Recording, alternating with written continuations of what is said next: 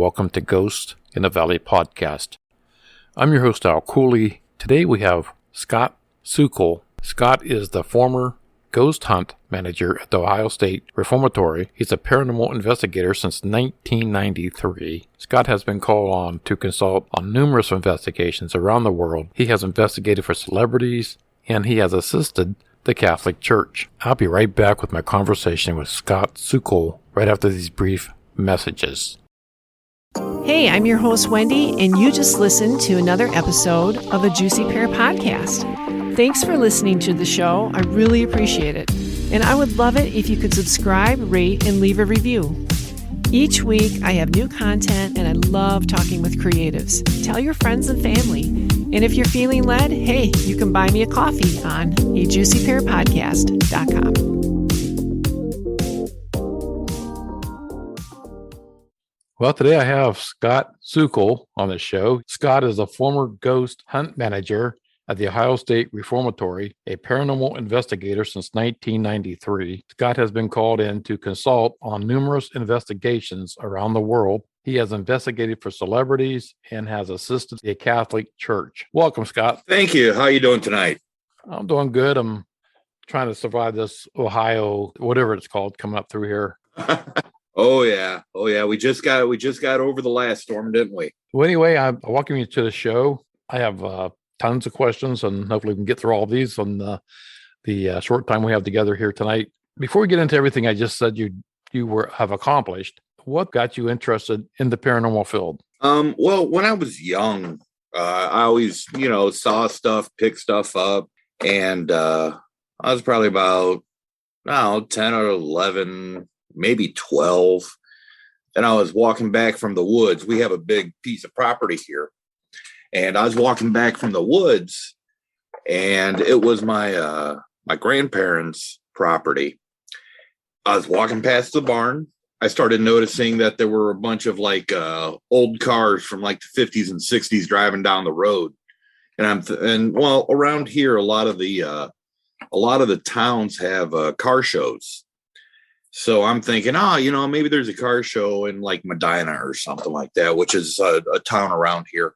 So I'm just watching these cars and walking down to the house past the barn, and I see somebody walking up the hill towards me. It's just like somebody walking towards me. The guy says, "Hey, Scotty, how you doing?" "I'm doing pretty good. I'm just coming back from the woods." "All right, well, you have a good day." I get down to the house, and it doesn't dawn on me until I get into the house that was my grandfather. He passed away when I was 1. So that was one of the things that happened to me when I was young. So I've always had an interest, but when I hit my teens and all that stuff, the interest sort of faded. Yeah, and then there were some things that happened to me later on in the years. Probably, 1992. It reignited my interest. Back in those days, it wasn't like now where you just, Google, paranormal group or, parapsychologist near me. Back then, it was very underground because, nobody really talked about it, because if you talked about it, you were, considered an occultist or a Satan worshiper or whatever. Right. So I ended up through, I believe it was AOL Messenger, met a guy that only lives about a half hour from me. And he had been doing it since the 70s. So we met, and he essentially became my Mr. Miyagi in the paranormal field. So yeah, it's just been, game on since, 1993. Yeah, see here that, my next question was, how old were you when you had your first paranormal experience? So I think you just answered, 11 years old? Yeah, so 10 or 11, something like that. Yeah, that's about the same age I was. I was probably 12 years old. Yeah. Yeah. And back then, who do you go to for what you just seen without being called crazy? Exactly. Yep. Being a paranormal investigator, do you do it as a team or do you go out solo? Very rarely do I go out as a team. Even if I go to a location with several people, 99% of the time, I just break off from the group because I have far more experiences when I am alone. Now, I know a lot of people say, oh, you should always walk around with at least one other person so they can corroborate. Like if you have an experience and they have an experience at the same time, it, lends more credibility. Well, you know what? I don't care about the credibility part of it anymore. I'm not trying to prove anything to anybody. So I want to, if I'm working a case, I want to get down to the bottom of the case.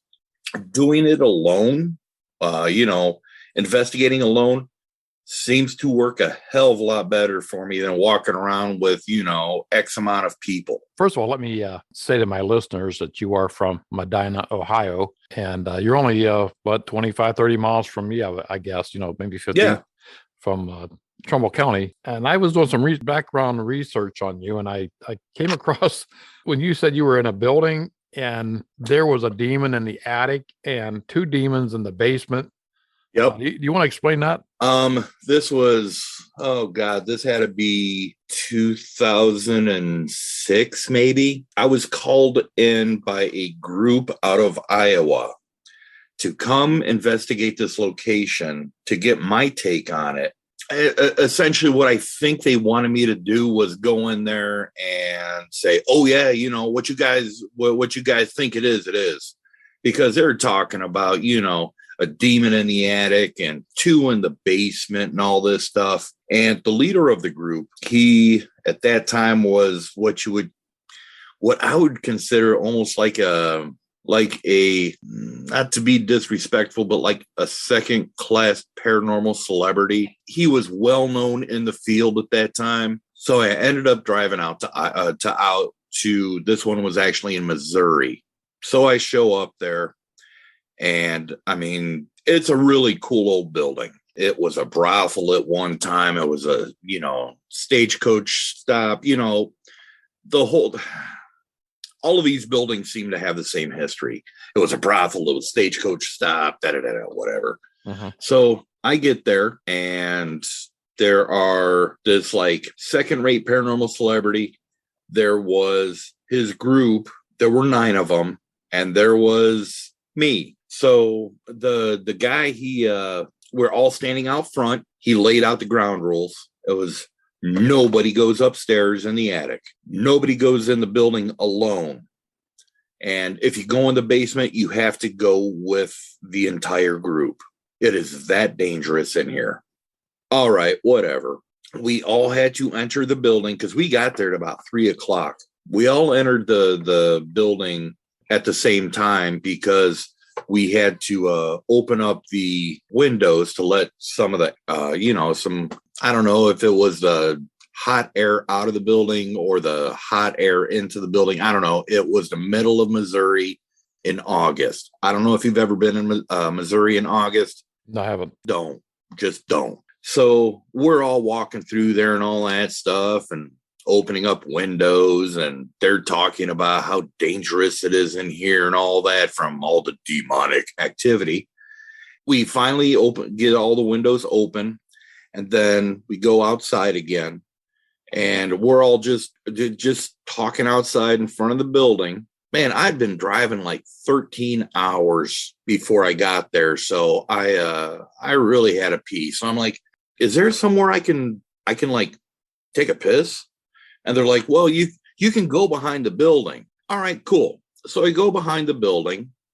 I do my business. And then when I turn around, I notice that there's a door right there.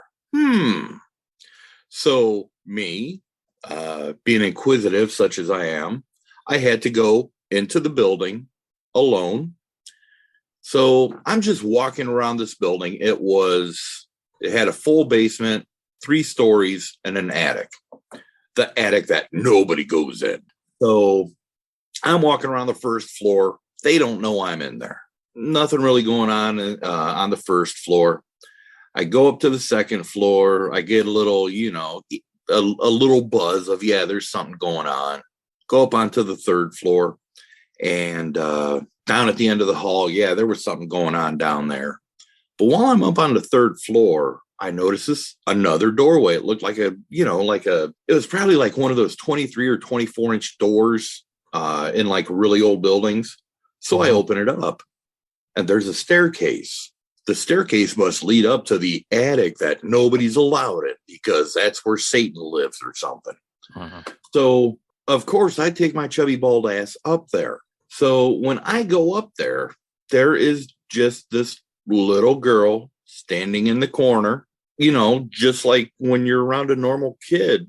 At that age, you like kneel down, get on their level and everything. I said, I'm not here to hurt you. She said, they always yell at me. And I said, don't listen to them. They're idiots. And I said, just stay up here. You'll be fine.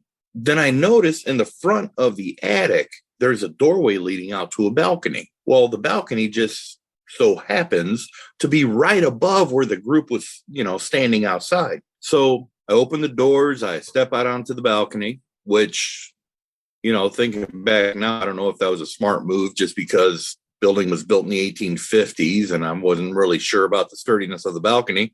Right. But, so I stand out there and I yelled on, hey, is this where nobody's supposed to go? Oh my God. They started yelling, you got to get out of there. The demon's up there. Demon's up there. All right, whatever. So I end up, going outside and they're like, what the hell were you thinking going in that building alone? Well, you shouldn't have gone up into the attic. All right, whatever. So, we finally started to investigate and the activity there was nothing like they said it was. I mean, the leader, I guess he was, I guess you could say he was an early form of Zach Bagans, where everything is negative, everything is evil, sensationalizing everything. So I watched how this group investigated, and they were just getting like negative reactions. They were getting scratches. They were, growling for EVP and all that stuff. Then it was, everybody had to go outside for break because it was, I don't know, probably about 10 o'clock at night. So it was no longer 130 degrees outside. So while they're outside, I did the whole, well, I gotta hit the head again. All right. Yeah. Go ahead and go to behind the building. So of course I sneak in that door again in the back. I went down in the basement that they were getting all this negative stuff. And I tried a completely different approach. Instead of going in there and, just being an ass to whatever was in there, I was just nice to it and talked to whatever was down there like they were a normal person. The EVP that I got I didn't mean to do that. I'm so sorry. Stuff like that. Went back out. I went back through the building or went back through the door in the back that I originally went in through and walked back to the group. And I said, you know what? You want to try something? And they're like, yeah, sure. So I said, instead of going down there into the basement and yelling and screaming and just, acting a fool down there, just start talking to whatever's down there. Just be nice to it. Think of it as, your Uncle Carl or something like that. So we as a group, we went down there. They started asking questions in a normal, not asshole-ish way. So their EVP were a lot nicer. They got the last name of the guy who built this building, and they just had a much better time, and it was a much lighter feel in there. Well, mind you, during our investigation down in the basement, when they were trying my approach, the leader of the group, he was standing outside. So after, I don't know, we were probably down there for about a half hour. We go back outside and he's like, well, what happened? And they're like, oh my God, you wouldn't believe it. We just started, talking to the entity down there like he's a normal person. And it's a much lighter feel. There were no scratches and he gets all pissed off and he says, oh, it's just tricking you. mind you, by this time it's like 3:00 in the morning. And he's just wigging out because he had pretty much hung his hat on this thing's a demon. So I'm going to I want to be seen in the paranormal field as someone who deals with demons. But it turns out that it's not a demon. So, like I said, the leader of this investigation ends up just taking off. He just leaves. So what did we do? I said, you know what? Let's go up to the attic. Let's go up to the attic and speak to whatever's up there the same way you spoke to what was down in the basement. And they were getting a little girl EVP up there. I don't like how the people use the whole, class A, class B, class C EVP thing, but they would be getting probably class B EVP. You can make them out. You could hear that it's a little girl. You could hear that there was no maliciousness in the voice, nothing like that. Yeah, that's that. I ended up leaving, going back to the hotel, getting a 3-hour nap, driving 13 hours back and doing another investigation at the prison. Following that story and me doing this for 40 some years, I've only come across a demon twice in all my whole time. I've had some bad spirits, ornery spirits, but a demon in my dealings only like twice.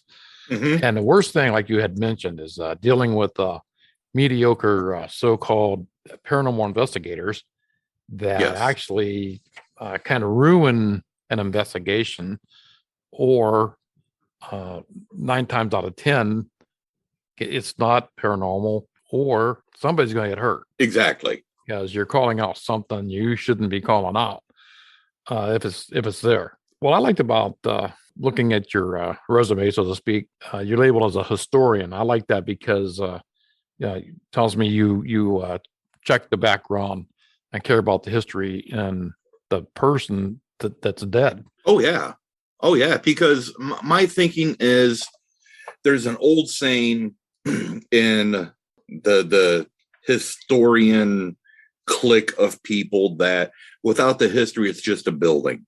Well, the paranormal investigator part of me likes to think of it without the history, it's just an entity. It's just an anomaly. But when you can tie that entity to an event or actually figure out who it is, now it takes on a whole different, level to me, because now you're almost like time traveling. You're talking to somebody from the past. Yeah, it's when I was at the prison, I did, let me see, it was probably 15 years of hardcore research on that building. I've got several terabytes of information just on that building, on the history that the people that are there don't even know about. You were a ghost hunt manager there. Yes, I was in charge of the ghost hunts, because we had the public ghost hunts, we had the private ghost hunts, essentially whatever the group wanted. Each night, my job was basically the same, but it was different because I would cater to the group's needs. On the private ghost hunts, especially when a group would book the place just for themselves and their group, I would say, what do you guys want me to do? Do you want me to stay in one location so you know where I am at all times? So if you see somebody walking through the East Cell block, it's not me. Mm-hmm. Or do you want me to go with you? Or, it even got to the point where it was like, what do you guys want on the tour? Do you want to know the history? Do you want to know the paranormal stuff? What do you want to know? And I would, alter everything to the needs of that group. How long were you there? Oh, man, I was almost 21 years. I had also seen that you had said that the most important tool you need during an investigation is you. Exactly. I agree with that 100%. In my experience, I would rather feel the cold spot or the warm spot instead of seeing it on a thermometer. I would rather feel the hair stand up on my arm rather than seeing my K2 meter go to red. I know what you're talking about because, because you're not too far from me. And I don't know if you've been to the Hogback Bridge in Hermitage, Pennsylvania. No, but I think wife and I will end up going there. They've redone it since I did a documentary like 20 years ago, and they've redone the bridge, and it didn't seem quite the same as like when I was there originally. Mm-hmm. But I've been getting stories from that bridge that are exactly the same stories I had when I did it in 1998. Okay. So, and that was the same thing, man. I had because I was making that documentary, so I had actors and sound and lighting crew and everybody there. Mm-hmm. And it's like fishing, sometimes you get something and sometimes you don't. Exactly. And at this location with all these like three different stories that came in from the same location, and there was nothing, absolutely nothing happening. So it was after I turned off all my equipment and my cameras and had the crew all leave, and I'm standing there, I'm gonna stick around and get some more footage down into the gully underneath the bridge, and where this witch is supposed to come up, or this girl is supposed to come up on this bridge. Nothing. And I'm walking back up on the bridge, back up the hill, and that's when I was pushed from behind. Nice. My ear flicked, and like a real cold breeze that went through me, and it's like 90 degrees outside. So it was like okay, so I get the same stories even to this day from that bridge. So yeah, I mean, no piece of equipment at all was registering anything, but it was the physical effect I felt. Mm-hmm. My Mr. Miyagi, seeing how you've been in the game for a while and you're from Ohio, my Mr. Miyagi was Dr. Ken Johnson. Mm-hmm. And he always like pounded into my head, do not let your enthusiasm alter your perception. Exactly. So he always pounded that into my head. So here's a story about somebody using equipment and somebody just not using equipment and just experiencing what was going on. So I was up on it was the 4th tier in the East Cell block. I had a group, I was showing a group of people around, and the leader of the group you've probably seen these people with, they'll have their camcorder with, a giant rig on it that as their EMF, their K2, their Zoom recorder, their task cam, everything. So it was the leader with his giant rig of gizmos and gadgets, and he was taking point. And then there were 4 people behind him, and then I was bringing up the back. So we're walking down the tier, and he starts saying, "Oh, I'm starting to get something. I'm starting to get something. My K2 is going off. Oh, it's up to orange. It's up to orange. Oh, it's red. It's red." He's wigging out because his K2 is going red. And as the 4 people in front of me and myself are watching a full-blown, full-body apparition walk out of a cell in front of him and walk down the tier. And they're looking back at me like, "Do you see this?" I'm like, "Yeah, I see the guy walking down the tier." But all the leader was concerned about was that his K2 was going red. Mm-hmm. It's like you're completely, missing the forest through the trees. I just think, sometimes you can spend all these thousands of dollars on equipment, and if you don't have, how to just use, like you say, your body should be number one. Mm-hmm. And then whatever falls in, as long as you're not disrupting the spirit or, the ones around you, I mean, it just, and I've said this before, and sometimes I piss a lot of the other paranormal investigators off, but, I'm not downing the paranormal equipment. No. There's a place for it. There's a place for it. But I think the number one rule should be the respect of the building, the respect of the dead. Exactly. Because that's who you're contacting. Yep. And then your body should be the number one vessel, and then anything after that is an added. Yeah.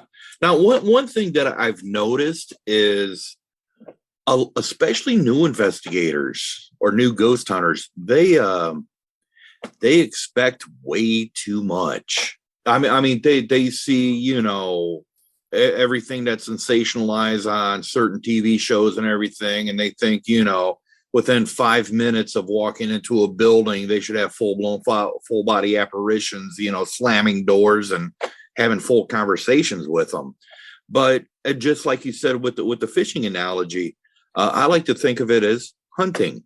Mm-hmm. Like, if you're a deer hunter and you're sitting up in your tree stand, you're not looking for a 350-pound buck tramping through the woods. You're just looking for that little flick of that white from the tail. Mm-hmm. And a lot of people are expecting the 350-pound buck to climb up into the tree stand with them and say, hey, go ahead and shoot me. But yeah, there were a lot of times that people that I was given a tour to had like super, like just amazing experiences, but it wasn't enough for them because it's not what they thought it would be. Mm-hmm. Like I said, a lot of people expect to have the full-blown, full-body apparitions, have conversations with them. It doesn't work like that. Exactly. So, I mean, the longest, how much has changed in the field of investigation that you've seen? How has it changed? It is way more acceptable than it used to be. Because you remember the days of getting phone calls of, hey, I got this phone number from one of my buddies, and they say that you sort of like do something. That's the way it used to be. And nowadays, it's like, you just Google it, and there's a million groups out there. I'm not going to say there's a million good groups out there, but there are a million groups out there. I was actually thinking about what it was like when I first started doing this compared to now, not that long ago. Yes, it's changed, but not near as much as a lot of people think that it has. Yes, it's pop culture now, but you still have the groups out there that they don't care if, you get an amazing piece of evidence. They try to come up with an explanation that is just crazy to disprove it because they didn't get that evidence.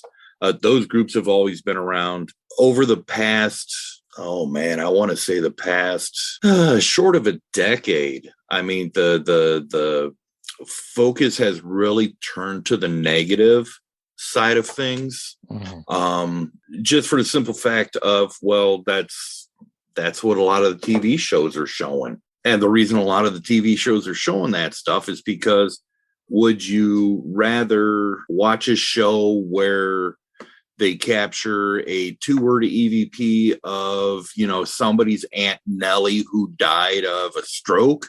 Or would you rather, watch a show where there is a house filled with, demons and stuff like that?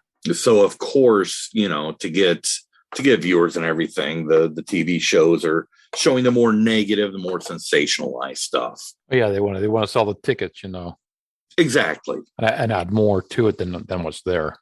Exactly. I'll be back with the rest of my conversation with Scott Sukel right after these brief messages. This is Weird on the Rocks, a podcast that explores the weird, unusual, strange, and unexplained, all while getting our drink on.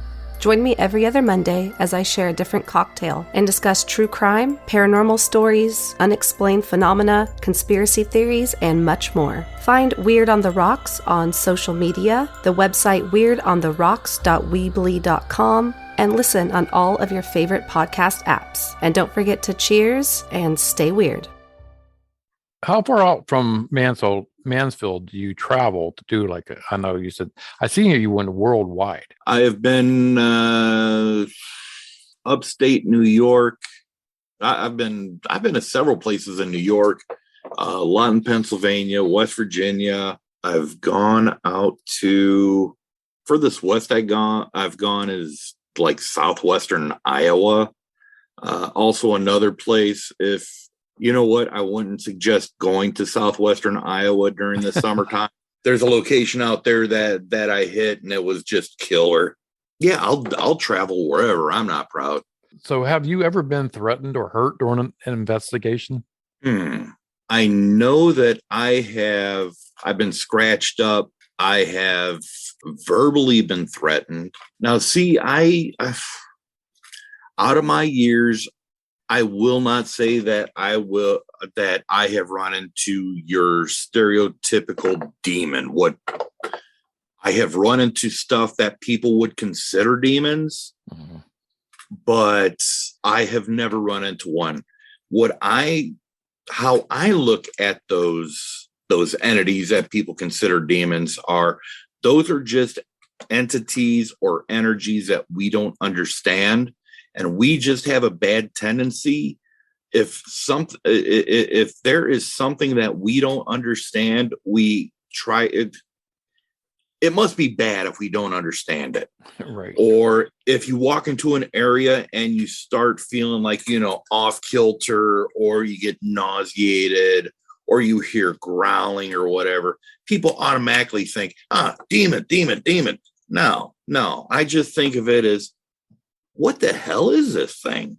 I have run into numerous things that people would consider demons. Probably the worst. Let me see.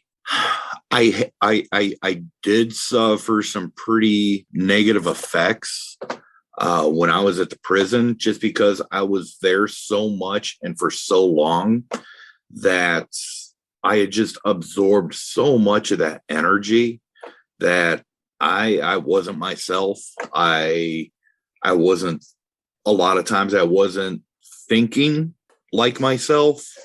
I was doing stuff that I normally wouldn't do, and that was just completely out of character for me. So that's probably the worst, was the whole, well, I've got a friend, and he volunteered down at the prison when I was at one of my low points. Mind you, this dude had known me for a decade by then. He just looked at me and he says, "Who the hell are you?" I mean, I had changed that much. I left the prison in 2017.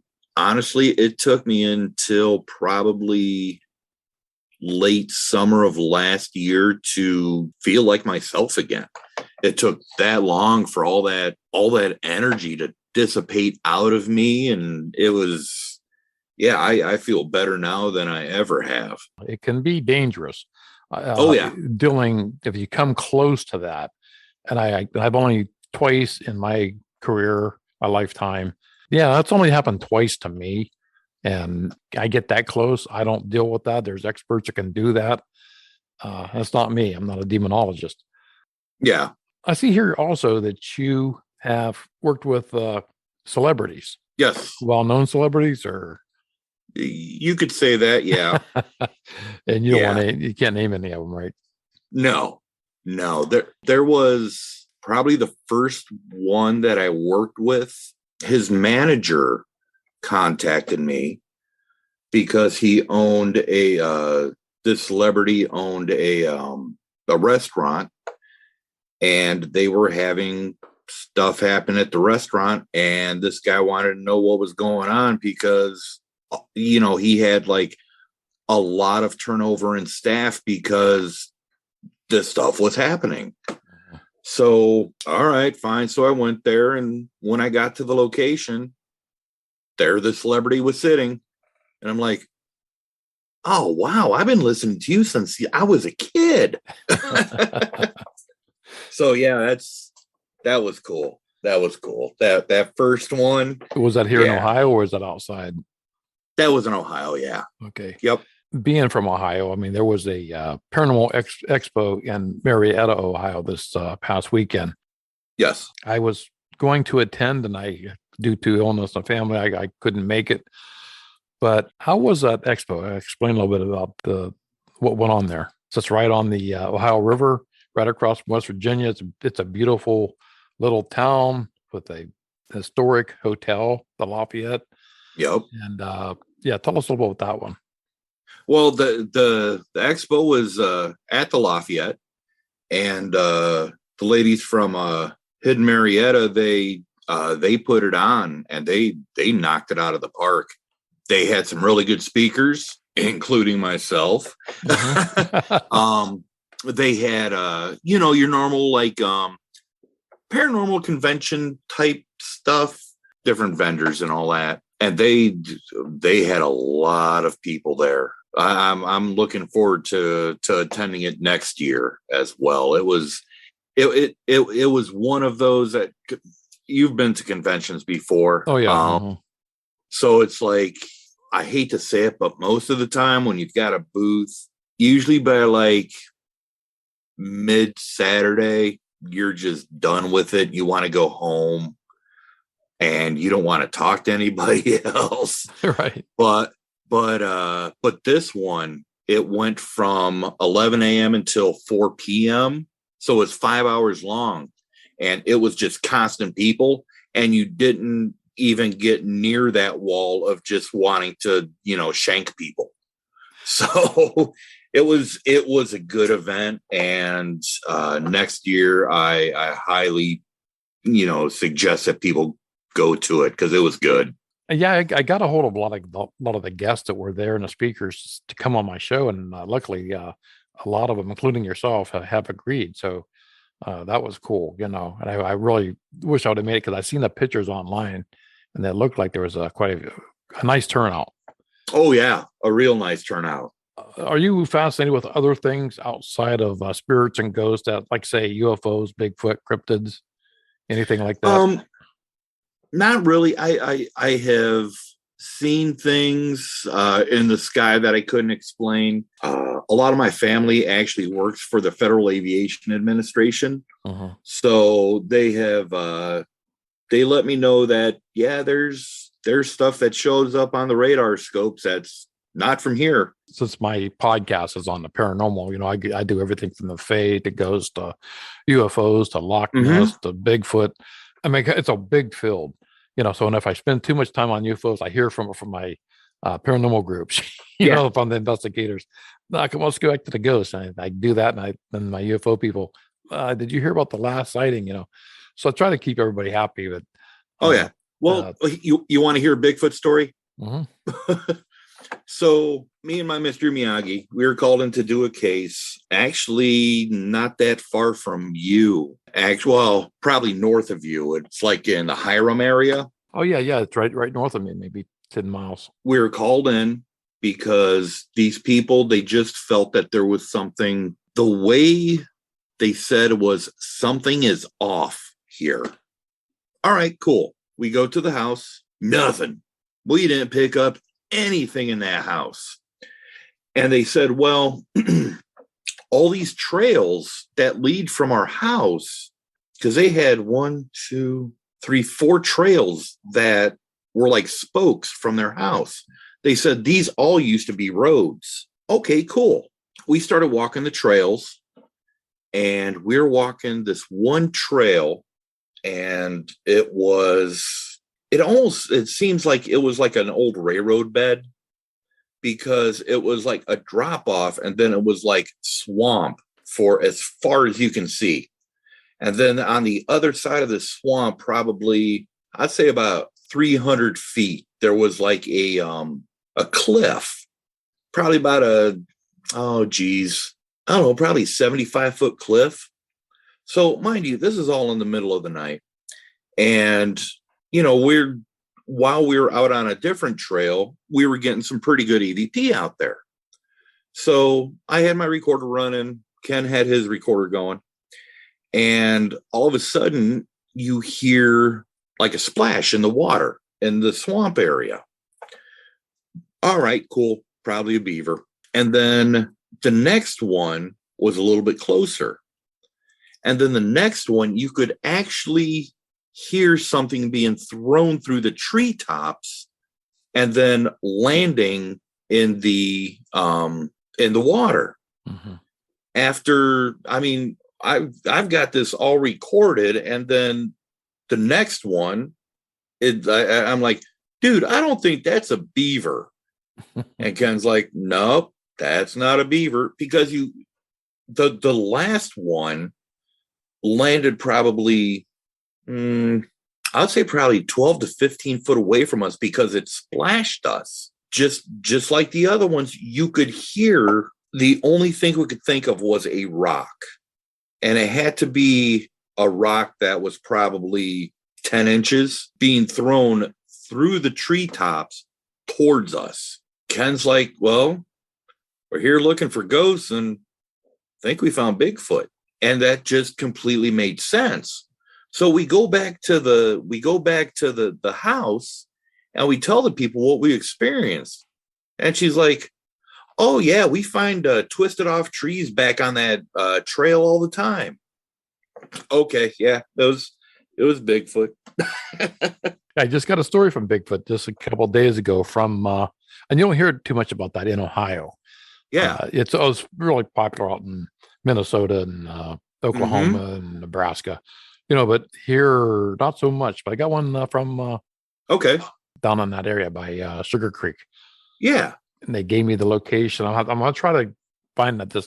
I got so much stuff to go to this summer. I think my wife's gonna kill me. She's not really into the paranormal per se. She don't believe in it. It scares her. That's why she has a cross by as I'm speaking now. So I try to keep myself protected. Mm-hmm. My wife and I, we collect a bunch of what people would consider like oddities and curiosities. And one of my big things is Victorian Catholic stuff. So I see right now probably about 20, 25 like crosses. You said that you worked with the Catholic Church. What did you do? The first time it was back in the day, and it was one of those phone calls of, hi, this is Cardinal so-and-so from the Archdiocese of, I forgot, he was out of Chicago. And he says, I got your phone number from somebody who says you do this one thing. And I'm like, oh, okay, I think I know what you're talking about. And he says, well, a couple of the fathers have a case not that far from you, and they're having issues. Would you be willing to assist them? And I said, Cardinal, I don't mean to be rude or anything like this, but why are you contacting a chubby, bald farm guy from the middle of Ohio to help the Catholic Church with a case? Because you're the Catholic Church. You're supposed to be the end all be all. Uh-huh. And he said, well, son, not everything out there is Catholic. So he gave me an address for a location. When I got there, there were the two assistants, and then there was the main exorcist. It was really weird because it was in an apartment in a very bad neighborhood. Essentially, he gave me the address, didn't tell me what apartment or anything, just you'll know where it is. So I go to the apartment complex. There's one building. You hear this woman just screaming. And I'm like, that must be it. So I go up there, front door of the apartment's open. I just walk right in because I hear the ceremony going on in this one room. So I walk in there. The assistant priests, they acknowledge my presence. I look around the main exorcist because his back was to me. There is this young boy. I find out he's 3 years old, severely autistic, and he is levitating out of his bed between 8 and 10 inches. Yeah. Yeah. Whenever you contact, or you want to contact the dark side, and you want to do it for fun, and you want to go through some of these folklores, and you're playing with fire. And I do know that a lot of your Catholic priests they won't deal with it. Keep in mind, these guys are men, just like we are, Yep. And I do believe that you have to be highly trained in that. And, oh yeah. And your faith better be pretty doggone strong, Oh yeah. It's something you don't want to mess with. And that's, I do warn a lot of people out there, don't mess with something you don't know what you're doing. Yeah, a lot of people, they'll carry holy water with them and all that stuff for protection. And the thing is, it's not the object that protects you. It's your faith in that object. Mm-hmm. I don't care if, you worship a dog turd. A dog turd, if you truly believe that it will protect you, it will protect you. Well, it's been my pleasure having you on the show tonight, man. And where can people contact you to do an investigation or know more about you? Oh, just look me up on Facebook, just Scott Sukel, Sukel. And that's about it. I don't have any, website or anything like that. I don't try to go out and promote myself or anything, because there's a lot of people who promote themselves, and I'm just not that kind of guy. Well, Scott, it's been my pleasure having you on, man. Thank you. Oh, thanks for having me. It's been a great time. I want to thank Scott Sukel for coming on the show tonight. It was truly my pleasure. It's always great having somebody from my neck of the woods here in Ohio. Thank you, Scott. I really do appreciate that. I'll see you in 2 weeks with another great episode on Ghosts in the Valley podcast.